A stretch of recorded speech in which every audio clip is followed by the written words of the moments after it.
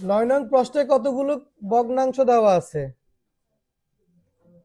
এবং আমাদেরকে বলছে এই ভগ্নাংশগুলোর কি করার জন্য, বর্গমূল নির্ণয় করার জন্য।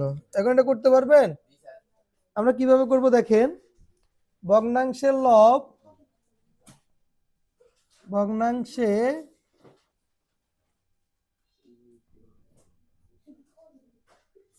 লব 1 এর বর্গমূল, লব কত 1 না, লব 1 এর বর্গমূল, বর্গমূল কত 2/1 সমান 1। আর ভগ্নাংশের হর কত,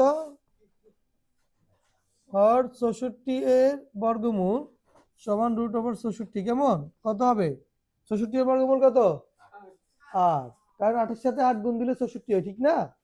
8 এর সাথে 8 গুণ দিলে কত হয়, 64 হয়।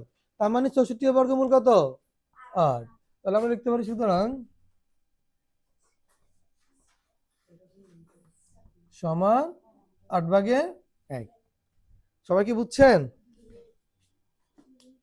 এই পদ্ধতিতে খ আর গটা করতে পারবেন কিনা? আচ্ছা, খটা করবেন আপনারা, ক করার দরকার নেই, খটা করেন, আমি গটা আবার করে দিব আপনাদেরকে, ঠিক আছে? আপনারা খটা করেন তো দেখি।